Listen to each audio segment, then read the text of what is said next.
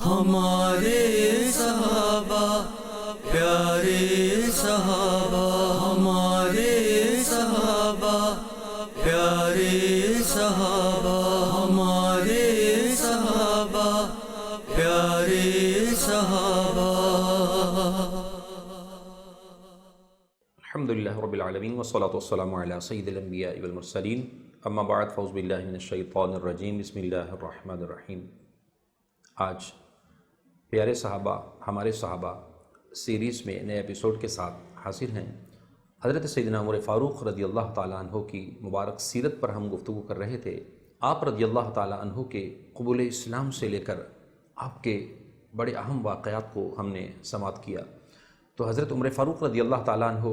اب جب ہجرت کر کے مدینہ پہنچ گئے، مسجد نبوی کی تعمیر کا سلسلہ ہو گیا، اذان اور نمازوں کے معاملات الحمدللہ شروع ہو گئے اور اسلام نے اب پھیلنا شروع کر دیا۔ حضور نبی کریم صلی اللہ علیہ وسلم کے مبارک دور ہی کے اندر بہت ساری مختلف طرح کی فتوحات کے سلسلے بھی ہوئے، اور اسی بیچ ایک وقت تیزی سے چلتا گیا کہ فتح مکہ اور اسی کے ساتھ پھر اب مکہ اور مدینہ دونوں صحابہ کرام علیہم رضوان کے پاس ہیں۔ حضور نبی کریم صلی اللہ علیہ وسلم نے حج کی ادائیگی فرمائی، اور حج کے ساتھ ساتھ مختلف معاملات اور چیزوں میں صحابہ کو ان کی ترتیب کے اعتبار سے آپ نے ان کو ذمہ داریاں سونپنا شروع کر دیں۔ لیکن 10 سنہ ہجری یہ حضرت عمر فاروق رضی اللہ تعالیٰ عنہ کے مبارک دور میں یہ وہ واقعہ تھا کہ آقا دو جہاں صلی اللہ علیہ وآلہ وسلم یعنی حضرت عمر کی سیرت کے اندر یہ ایک ایسا وہ واقعہ بھی ہے کہ 10 سنہ ہجری میں جب حضور نبی کریم صلی اللہ علیہ وسلم کے پیارے صحابہ کی ایک جماعت مکہ مکرمہ کی جانب حج بیت اللہ کی غرض سے عازم سفر ہوئے، یعنی سفر کے لیے حج کے لیے سفر پر گئے، تو آپ کی روانگی کی خبر آنن فانن گرد و نواح میں پھیل گئی کہ حضور نبی کریم صلی اللہ علیہ وسلم جو ہیں وہ قافلے کے ساتھ ہیں اور آپ حج کے لیے تشریف لا رہے ہیں۔ پھر لوگوں کے قافلے جوق در جوق آپ صلی اللہ علیہ وسلم کے قافلے سے ملنے لگے، اور یوں جب یہ قافلہ حج بیت اللہ کی غرض سے مکہ مکرمہ پہنچا تو روایات کے مطابق اس قافلے میں کم و بیش 1,24,000 افراد موجود تھے۔ تو صحابہ کرام علیہم رضوان کے اس طرح کے بڑے بڑے ایونٹ بھی ہوئے کہ صحابہ کی ایک تعداد بہت بڑھ چکی تھی، اور الحمدللہ عز و جل دین اسلام بڑی تیزی کے ساتھ مضبوطی کے ساتھ جو ہے وہ آگے بڑھ رہا تھا، اور لوگوں کے اندر حضور نبی کریم صلی اللہ علیہ وسلم کی محبت کا عالم یہ تھا کہ آپ آقا دو جہاں صلی اللہ علیہ وآلہ وسلم کے ساتھ حج کرنے کو، آپ کے ساتھ نمازیں پڑھنے کو، آپ کی اقتداء میں نمازیں پڑھنے کو ترجیح دیا کرتے۔ ان معمولات اور معاملات کے اندر، ان چیزوں کے اندر حضرت سیدنا صدیق اکبر رضی اللہ تعالیٰ عنہ اور حضرت عمر فاروق رضی اللہ تعالیٰ عنہ کا بہت بڑا کردار تھا۔ باقی صحابہ کرام علیہ رضوان بھی حضور نبی کریم صلی اللہ علیہ وسلم سے محبت کی جانب لوگوں کو قریب کرنے میں شب و روز اپنے لگائے رکھتے، لیکن حضرت سیدنا عمر فاروق رضی اللہ تعالیٰ عنہ کی آپ سے محبت کا انوکھا ہی انداز تھا۔ ایک مرتبہ حضور نبی کریم صلی اللہ علیہ وآلہ وسلم کی بارگاہ میں حضرت عمر فاروق رضی اللہ تعالیٰ عنہ تشریف فرما تھے کہ آپ رضی اللہ تعالیٰ عنہ سے آقا دو جہاں صلی اللہ علیہ وسلم نے ارشاد فرمایا کہ عمر تم مجھ سے کتنی محبت کرتے ہو؟ تو آپ کا وہ وقت اور معاملہ ایسا تھا کہ آپ نے فرمایا کہ میں آپ سے بے انتہا محبت کرتا ہوں، اور پھر فرمایا کتنی محبت کرتے ہو؟ تو اپنے گھر بار اور مال اور چیزوں کے حوالے سے آپ نے کچھ گفتگو کی، تو حضور نبی کریم صلی اللہ علیہ وسلم نے ارشاد فرمایا لا یؤمن احدکم حتی اکون احب الیہ من والدہ وولدہ والناس اجمعین، کہ تم میں سے کوئی بھی اس وقت تک کامل مومن نہیں ہو سکتا، اس کا ایمان کامل نہیں ہو سکتا کہ جب تک وہ اپنے مال، جان، عزت، آبرو، ہر چیز سے بڑھ کر، اولاد، بہن بھائی، سب سے بڑھ کر مجھ سے محبت نہ کرے۔ تو حضور علیہ السلام کا یہ فرمانا تھا۔ تو مورخین، محدثین اور تاریخ میں یہ بات لکھی گئی کہ نبی کریم صلی اللہ علیہ وسلم کے وفادار صحابہ کا انداز کیا تھا۔ عمر فاروق رضی اللہ تعالیٰ عنہ نے یہ نہ سوچا کہ میں بچوں کے بارے میں، اولاد کے بارے میں، گھر بار کے بارے میں، مال و دولت کے بارے میں کوئی مشورہ کر لوں، کہ ان چیزوں کو پیچھے چھوڑ کر میں آپ سے محبت کا دعویٰ کروں یا ڈائریکٹلی آپ سے محبت کا دعویٰ کر دوں اور کہہ دوں نہیں مجھے ان سب سے بڑھ کر آپ سے محبت ہے؟ کوئی مشورے کے لیے ٹائم نہ لیا، سوچنے کے لیے ائم نہیں لیا، بلکہ آپ کے پیارے صحابہ، وفادار صحابہ میں اسپیشلی حضرت عمر فاروق رضی اللہ تعالیٰ عنہ فوراً عرض کرنے لگے، 10 برسہ عرض کرنے لگے، یا رسول اللہ صلی اللہ علیہ وسلم سب چیزوں سے بڑھ کر مجھے آپ سے محبت ہے۔ تو آپ کے ایمان کا کمال وہیں پر مکمل ہو گیا، اور حضور نبی کریم صلی اللہ علیہ وسلم کے پیارے صحابی حضرت عمر رضی اللہ تعالیٰ عنہ کی محبت کا یہ انداز آج بھی بطور حدیث بھی، اور آقا علیہ السلام سے محبت کے اس انداز کو روایت کیا جاتا ہے کہ حضرت عمر رضی اللہ تعالیٰ عنہ اب صحابہ میں وہ تھے جو حضور نبی کریم صلی اللہ علیہ وسلم کی بارگاہ میں اپنی جان بھی قربان کرنے کے لیے وقت اپنا دیا کرتے، اپنے آپ کو پیش کیا کرتے۔ تو حضرت عمر رضی اللہ تعالیٰ عنہ آپ سے اتنی محبت کرتے تھے کہ آپ کبھی بھی کسی بھی جگہ پر حضور نبی کریم صلی اللہ علیہ وسلم کے بارے میں ایک چھوٹا سا جملہ بھی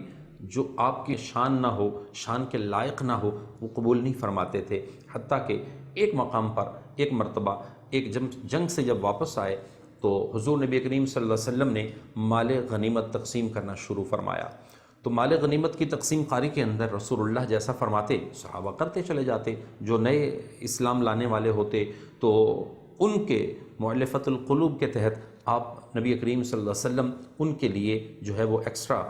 ایک اہتمام فرماتے، ان کو نوازتے۔ تو ایک بدبخت جو ہے وہ شخص کھڑا ہوا اور اٹھ کر کہنے لگا اعدل یا محمد، نعوذ باللہ، کہ محمد عدل کر، کہ آپ جو ہے وہ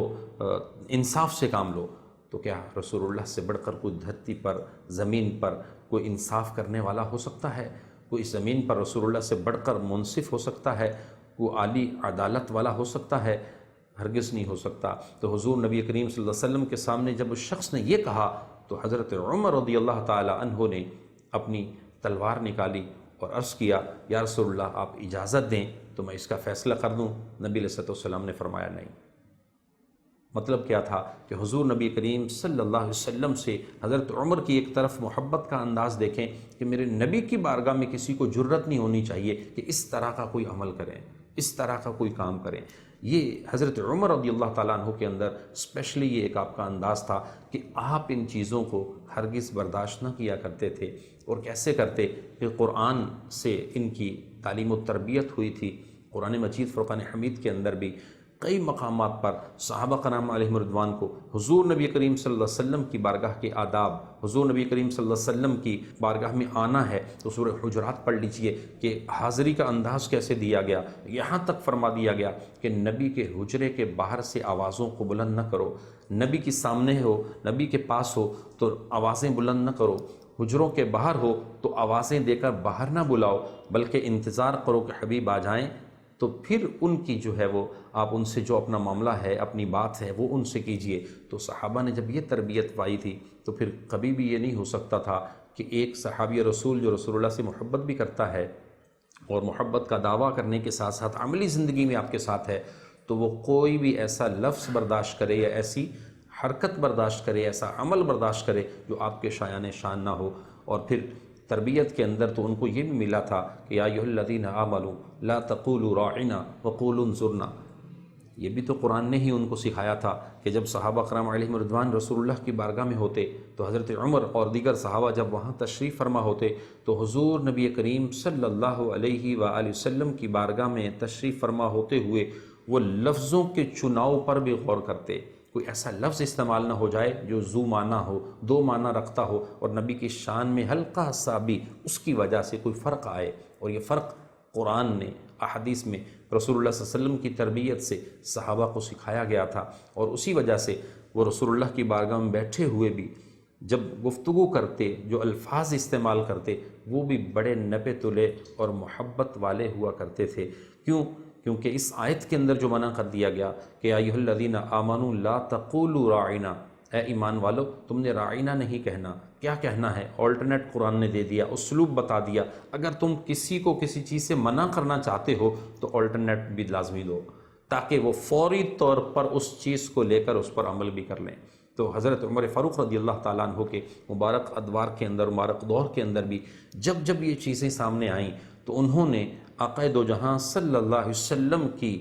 محبت والے انداز جو قرآن نے سکھائے تھے، حضور کی تعظیم والے انداز جو قرآن نے سکھائے تھے، حضور علیہ السلام کی عظمت، رفت اور بلندیوں والے انداز جو قرآن نے ان کو سکھائے تھے، ان پر وہ پراپر عمل بھی کیا کرتے تھے۔ اور الحمدللہ حضرت عمر فاروق رضی اللہ تعالیٰ عنہ نے اپنے مبارک دور کے اندر جب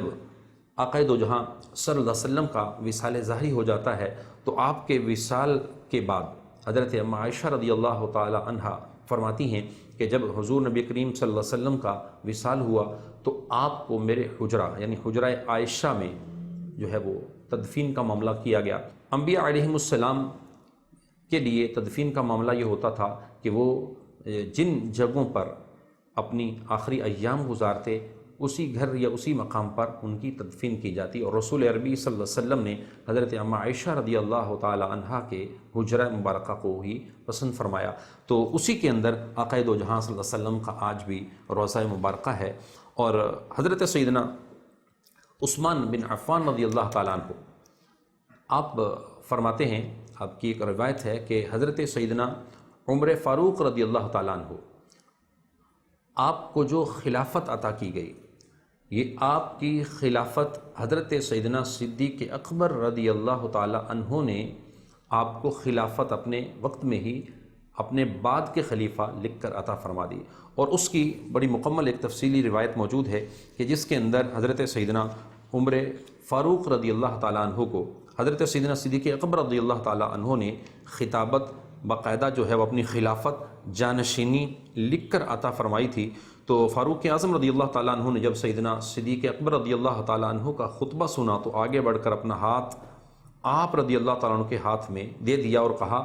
آپ سے بہتر کوئی نہیں ہے اور آپ ہمارے سردار ہیں، حضور نبی کریم صلی اللہ علیہ وسلم کے جانشین ہیں۔ تو جب حضرت عمر فاروق نے سب سے پہلے بیعت حضرت ابوبکر صدیق رضی اللہ تعالیٰ عنہ کی تو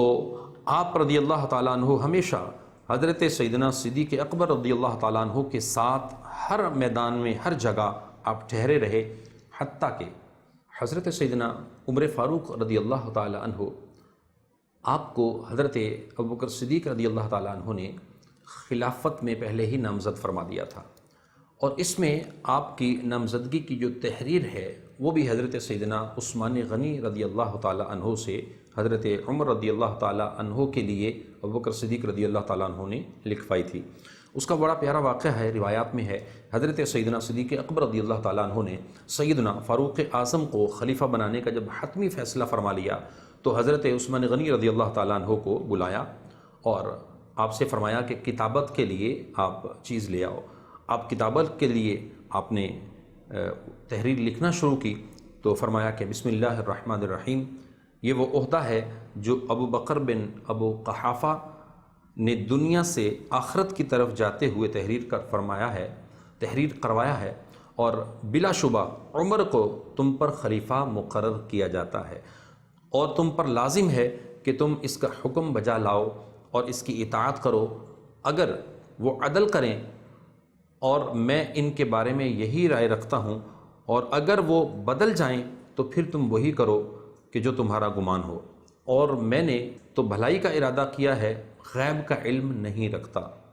تم لوگوں کو میرا سلام ہو، اللہ عز و جل کی رحمت تم پر نازل ہو۔ تو یوں یہ پورا مکمل ایک خط اور ایک پوری تحریر لکھ کر حضرت سیدنا عمر فاروق رضی اللہ تعالیٰ عنہ کے لیے خلیفہ کی نامزدگی فرما دی۔ تو آپ رضی اللہ تعالیٰ عنہ یعنی صدیق اکبر رضی اللہ تعالیٰ عنہ کے وصال کے بعد 23 جمادی الثانی اور 13 سنہ ہجری تھا کہ حضرت عمر فاروق رضی اللہ تعالیٰ عنہ مسند خلافت پر آپ جو ہے وہ فائز ہوتے ہیں، متمکن ہوتے ہیں، اور اس وقت آپ کی عمر 52 سال ہے، یعنی حضرت عمر فاروق رضی اللہ تعالیٰ عنہ کی عمر اس وقت 52 سال کی عمر میں آپ خلیفہ بن جاتے ہیں۔ تو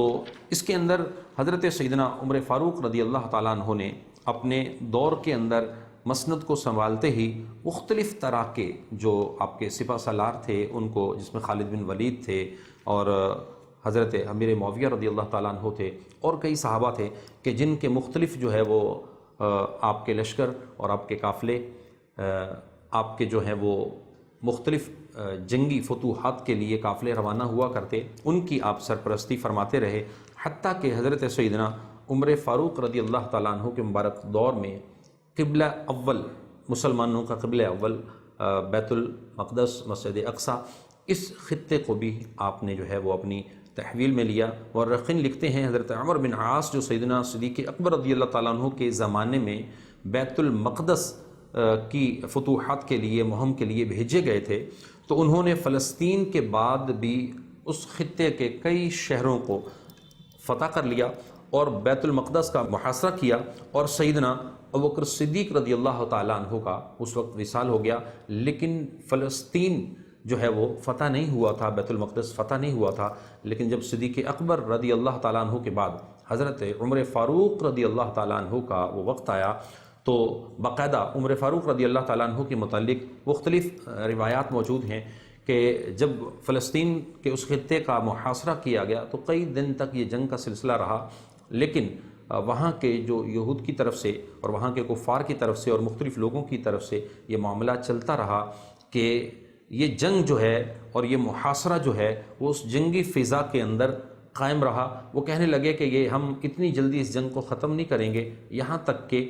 ایک وہ شخص آپ کا سپہ سالار بن کر نہ آئے جن کے متعلق ہم نے اپنی کتابوں میں پڑھ رکھا ہے، اور وہ ہم تاریخ کی مختلف چیزوں کو دیکھتے ہیں، اور ان نشانیوں کو جو وہ بیان کرتے تھے، ان نشانیوں میں وہ نشانی نہ تو خالد بن ولید کے ساتھ شکل کے طور پر، صورت کے طور پر، وجاہت کے طور پر ملتی تھی، نہ حضرت امیر معاویہ کے بارے میں ملتی تھی، نہ کسی اور صحابی کے متعلق ملتی تھی۔ وہ جس کو سامنے کہتے کہ یہ ہمارا سپہ سالار ہے، وہ کہتے نہیں، ہم آپ سے جنگ جاری رکھیں گے۔ بالآخر حضرت عمر فاروق رضی اللہ تعالیٰ عنہ کے متعلق ان کے جب آگاہ کیا گیا اور حضرت عمر رضی اللہ تعالیٰ عنہ کو خط لکھا گیا کہ آپ تشریف لائیں، آپ جب تشریف لائے، جیسے ہی آپ کو دیکھا تو وہاں کے کفار آپ کی وجاہت، آپ کی شان اور آپ کے جو ہے رعب و دبدبے کو دیکھتے ہوئے ایک مختصر سی جنگ کے دوران ہی وہ سرنڈر کر گئے، اور اس کے بعد حضرت عمر رضی اللہ تعالیٰ عنہ نے قبلہ اول مسجد الاقصی اور اس پورے خطے کو مسلمانوں کے حوالے کیا۔ تو حضرت عمر رضی اللہ تعالیٰ عنہ کے دور میں فتوحات کا ایک طویل سلسلہ ہوا، اور اس پورے سلسلے کے اندر آپ کی جو خلافت تھی وہ تقریباً 22 لاکھ مربع میل، یہ ایک روایت ہے جو مشہور ہے، لیکن اس سے ہٹ کر مختلف روایات کو مختلف کتب کے اندر بیان کیا گیا، یہاں تک کہ اس میں انہوں نے وہ علاقوں کو ذکر کیا کہ جن علاقوں میں آبادیاں نہیں تھیں، اور وہ ریگستان تھے، چولستان تھے، مختلف اس طرح کی آبادیاں تھیں کہ جو ان شہروں کے ساتھ لگتی تھیں۔ کہتے ہیں اگر ان تمام خطے کی زمینوں کو ماپا جائے تو حضرت عمر کے دور کی جو آپ کی سلطنت بنتی ہے وہ تقریباً 90 لاکھ مربع میل تک جا پہنچتی ہے۔ تو لیکن چونکہ مورخین نے صرف آبادی والے شہروں کو اور ان جگہوں کو اپنی تواریخ کے اندر لکھا تھا، تو 22 لاکھ مربع میل پر آپ کی سلطنت کو واضح طور پر مشہور و معروف انداز میں بیان کیا۔ لیکن جب یہ اتنا بڑا نظام بن گیا، اتنا بڑا نیٹ ورک آپ کے دور میں قائم ہو گیا، اسلامی سلطنت اس انداز میں، خلافت اس انداز میں پھیل گئی، تو آپ نے فیصلہ کیا کہ اب ایک مجلس شورا کا قیام عمل میں لایا جائے۔ تو حضرت عمر فاروق رضی اللہ تعالیٰ عنہ نے اپنے جلیل القدر صحابہ سے مشورہ کیا، جس میں مشاورت میں سب سے پہلے آپ حضرت عثمان غنی کو اپنے قریب رکھا کرتے، اور انہی کے ساتھ حضرت علی المرتضیٰ رضی اللہ تعالیٰ عنہ کو اپنے ساتھ رکھا کرتے، پھر حضرت عبد الرحمن بن عوف کو اپنے ساتھ رکھا کرتے، حضرت معاذ بن جبل کو اپنے ساتھ رکھا کرتے، حضرت زید بن ثابت کو اپنے ساتھ رکھا کرتے، اور حضرت ابی بن کعب رضی اللہ تعالیٰ عنہ کو اپنے ساتھ رکھا کرتے، اور یوں آپ نے انہی صحابہ کو پھر مجلس شورا میں بھی چن لیا، اور آپ کی وہ پہلی جو ہے وہ ایک اسٹیٹ کی، ایک خلافت کی وہ مجلس تھی، یا یوں کہیں کہ کابینہ تھی، کہ جس کابینہ کے اندر آپ نے ان افراد کو لے کر باقاعدہ فیصلوں کی ذمہ داری مشاورت سے طے کرنا شروع کر دی، کہ کوئی بھی ڈیسیجن میکنگ ہوگی، سب سے بڑا کوئی فیصلہ ہوگا، یہ انہی صحابہ کی مشاورت سے ہوگا۔ یہ ایک آپ نے ڈیسیجن لیا، مشاورت ہو گئی، یہ کابینہ بن گئی۔ پھر اس کے بعد انتظامی امور میں بہتری کے لیے آپ نے، کیونکہ اتنی بڑی جو آپ کی سلطنت اور آپ کی خلافت ہو چکی تھی، تو آپ نے پھر صوبوں کے بنانے کا، الگ الگ جس کو ہم کہتے ہیں اسٹیٹس تو تھیں، لیکن اس کو باقاعدہ اسٹیٹ کا نام دیا، باقاعدہ صوبوں کا نام دیا، باقاعدہ چھوٹی چھوٹی ریاستوں کا نام دیا، ملکوں کے خطوں کو تقسیم کیا، تقسیم کرنے کے بعد اس پہ ایک تقسیم کاری کا ایک مکمل نظام بنایا۔ تو یہ حضرت عمر رضی اللہ تعالیٰ عنہ کے دور میں، آج سے 1400 1450 سال پہلے آپ نے اس نظام کو بنانا شروع کر دیا۔ اور مورخین لکھتے ہیں کہ سیدنا عمر فاروق رضی اللہ تعالیٰ عنہ کے مبارک دور کے اندر عوام کی فلاح و بہبود کے لیے جو مملکت اسلامیہ کو 8 ابتدائی صوبوں میں تقسیم کیا گیا تھا ابتدائی طور پر، حجاز مقدس، مکہ مدینہ، پھر اسی طرح مختلف، ان کو تقسیم کرنے کے بعد آپ نے ان کے جو مختلف نام ذکر کیے تاریخ میں اگر دیکھیں تو مکہ مکرمہ، مدینہ منورہ، شام، جزیرہ اور بصرہ، کوفہ، مصر، فلسطین، یہ وہ خطے تھے ابتدائی طور پر بڑے کہ جن کو باقاعدہ 8 بڑے صوبوں کا نام دیا، چھوٹی قریبی آبادیوں کو انہی سے منسلک کر دیا، اور پھر آپ نے ان پر عہدے داران مقرر فرمائے۔ یہ کیسا نظام آپ نے بنایا تھا؟ اب اس کو اگر ہم توجہ سے پڑھیں سمجھیں تو لطف آتا ہے کہ اسلامی سلطنتیں اور خلافت جب قائم ہوئی تو مسلمانوں کی خوشحالی کے پیچھے یہ ایک مکمل نظام تھا۔ نمبر 1 صاحب بیت المال یعنی وزیر خزانہ جو ہے وہ سب سے پہلے حضرت عمر فاروق رضی اللہ تعالیٰ عنہ نے مقرر کیے۔ قاضی، جس کو ہم چیف جسٹس کہتے ہیں، قاضی القضاء، سب سے پہلے آپ نے مقرر کیے۔ صاحب احداث یعنی اس وقت جو ہے پولیس کا محکمہ اور اس کے افسر، یہ آپ نے سب سے پہلے جو ہے وہ مقرر فرمانا شروع کیے۔ اسی طرح صاحب الخراج جو زکوٰۃ کا، آج ہمارے ہاں پاکستان کی اگر ہم بات کریں تو یہاں پر یا دنیا کے اندر بھی ہوتا ہوگا کہ مختلف اس طرح کے محکمے قائم ہیں جو چیریٹی پر کام کرتے ہیں، لوگوں کے لیے اس فنڈنگ سے لوگوں کی مدد کی جاتی ہے، لیکن اسلام کا نظام تھا زکوٰۃ کا۔ تو آپ نے زکوٰۃ کے لیے باقاعدہ ایک محکمہ قائم کیا کہ جو اس نظام کو لے کر چلتے تھے۔ کاتب دیوان یعنی فوجی دفتر کا جو ایک منشی اس کو کہا جاتا ہے یا اس کا کلرک ہوتا ہے، ایک فوجی نظام کے اندر بھی ایک نظام پورا، یہ مضبوط حضرت سیدنا عمر فاروق رضی اللہ تعالیٰ عنہ کے دور میں قائم کیا گیا۔ اور کاتب جو کہ باقاعدہ گورنروں کو، بڑے بڑے مختلف ملکوں کے لیے سفیر ہوتے، مختلف لوگ ہوتے، ان کو جو کتابت کی جاتی، ان کے لیے جو حکم نامے اور چیزیں جاری کی جاتی، وہ بھی حضرت عمر فاروق رضی اللہ تعالیٰ عنہ کے دور میں یہ محکمے بنائے گئے۔ لیکن یہ بڑی تھوڑی تعداد ہے جو میں آپ کے سامنے رکھ رہا ہوں، جو ہمارے اس مختصر وقت کے اندر یہ چیزیں ہم تفصیلاً ذکر نہیں کر سکتے۔ اس کے لیے عمر فاروق رضی اللہ تعالیٰ عنہ کی مکمل سیرت کو کوشش کریں، آپ اسٹڈی کریں۔ پھر آپ نے اہل گورنروں کی تقرری کا نظام بنایا۔ موجودہ دور میں جو گورنری نظام سسٹم ہے، یا پاکستان کی اگر ہم بات کریں تو اس میں جو گورنر ہوتا ہے وہ تو خاص ایک مخصوص عہدے اور مخصوص نظام اور مخصوص چیزوں کو کنٹرول کرتا ہے، لیکن اس وقت جو ایک گورنر کا ایک نظام ہوتا تھا وہ جس بھی صوبے میں ہوتا تو وہ صوبہ مکمل طور پر اس کا ہوتا، وہ سب کچھ اس گورنر کے تحت آتا تھا، گویا کہ وہی اس کا بادشاہ ہے، وہی اس ریاست کا، اس اسٹیٹ کا سب کچھ ہے، تو وہ گورنر کے تحت وہ ساری چیزیں آتی۔ تو عمر فاروق رضی اللہ تعالیٰ عنہ نے اپنے صوبوں کی بہتری کے لیے، امت کی بہتری کے لیے یہ ساری چیزیں جب آپ نے مقرر فرمائی تو بیت المال کے قیام میں ایک بڑی اہم چیز یہاں پر آپ کو عرض کروں کہ آپ نے جب بیت المال کا قیام جو کیا تو 1500 ہجری کا وقت تھا، اور حضرت سیدنا عمر فاروق رضی اللہ تعالیٰ عنہ نے حضرت عثمان غنی رضی اللہ تعالیٰ عنہ کو بیت المال کا سب سے پہلا جو ہے وہ ہیڈ آپ نے مقرر کیا۔ بیت المال کا جب آپ رضی اللہ تعالیٰ عنہ نے جو ہے وہ قیام کیا تو 1500 ہجری تھی، تو حضرت عثمان غنی رضی اللہ تعالیٰ عنہ کی مشاورت سے اور حضرت عثمان رضی اللہ تعالیٰ عنہ کے مین اس عہدے کے ذریعے سے کہ آپ کو پہلے آپ نے اپنے ساتھ لیا،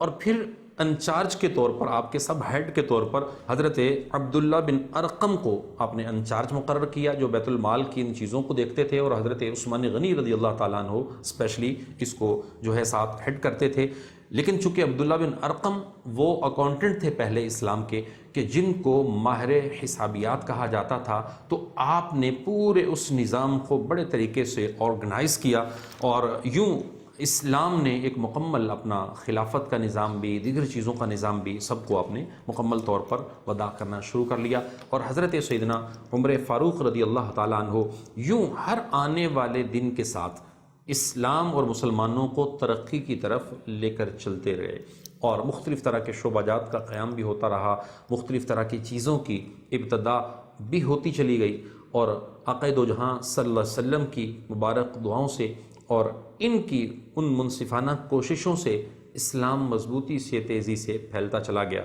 حضرت سیدنا عمر فاروق رضی اللہ تعالیٰ عنہ، آپ کی مبارک سیرت، آپ کے اخلاق، آپ کے اعلیٰ اقدار اور آپ کی ترقی کو دیکھتے ہوئے، چونکہ جوک در جوک کفار بھی اسلام لا رہے تھے اور مسلمانوں کی فتوحات تیزی سے بڑھ رہی تھیں، تو اب کفار نے فیصلہ کیا کہ حضرت سیدنا عمر فاروق رضی اللہ تعالیٰ عنہ کو شہید کروا دیا جائے۔ تو ان کی پلاننگ سے انہوں نے مختلف معاملات طے کیے، اور فیروز نامی ایک شخص تھا جس کو مختلف معاملات کے ذریعے سے طے کروا کے حضرت عمر رضی اللہ تعالیٰ عنہ کے پاس بھجوایا گیا۔ اس میں ایک تفصیلی واقعہ ہے، مختصراً اس میں سے ایک عرض کرتا ہوں کہ اسلام کے اندر حضرت عمر نے یہ قانون بنا دیا تھا کہ حدود حرم مکہ اور مدینہ کے اندر کوئی بھی کافر داخل نہیں ہو سکتا تھا۔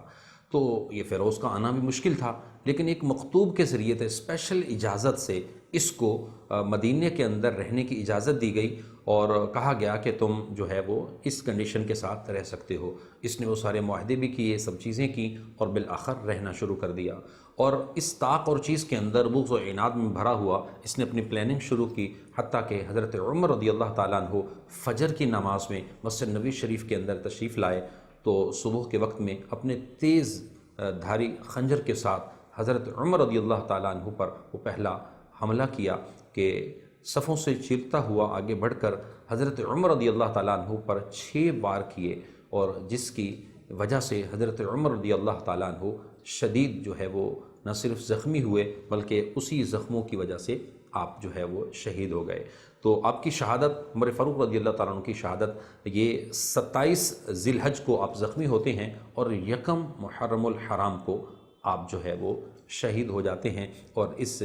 دار فانی سے آپ پردہ فرما جاتے ہیں۔ اور آپ کی وصیت کے مطابق آپ کی جب تدفین کا معاملہ ہوتا ہے تو اس میں حضور نبی کریم صلی اللہ علیہ وسلم کے مبارک روضہ میں صدیق اکبر رضی اللہ تعالیٰ عنہ کو پہلوؤں کے ساتھ آپ کو تدفین کے لیے جو ہے وہ جگہ دی گئی، اور وہیں پر آج مدفن ہیں۔ اور روضہ رسول پر جب حاضری دینے والا ایک مسلمان جاتا ہے، پہلے رسول اللہ کی بارگاہ میں سلام عرض کرتا ہے، پھر صدیق اکبر رضی اللہ تعالیٰ عنہ کی، پھر خلیفۃ المومنین حضرت سیدنا عمر فاروق رضی اللہ تعالیٰ عنہ کی بارگاہ میں سلام پیش کرتا ہے۔ اللہ نے کیا مقام دیا، رسول اللہ صلی اللہ علیہ وسلم کی محبتوں سے ان کو نوازا کہ قیامت تک رسول اللہ کے قرب میں ہیں۔ اللہ کی بارگاہ میں دعا ہے خالق کائنات ان پیارے صحابہ کی سیرت کو اور آپ کے اعلیٰ اخلاق و اقدار کو سمجھ کر ہمیں عمل کی توفیق عطا فرمائے۔ پیارے صحابہ، ہمارے صحابہ کے اس ایپیسوڈ میں ہم آپ سے اجازت چاہتے ہیں، انشاءاللہ اگلے نئے ایپیسوڈ کے ساتھ ملیں گے۔ اللہ حافظ۔ ہمارے صحابہ، پیارے صحابہ، ہمارے صحابہ، پیارے صحابہ، ہمارے صحابہ، پیارے صحابہ۔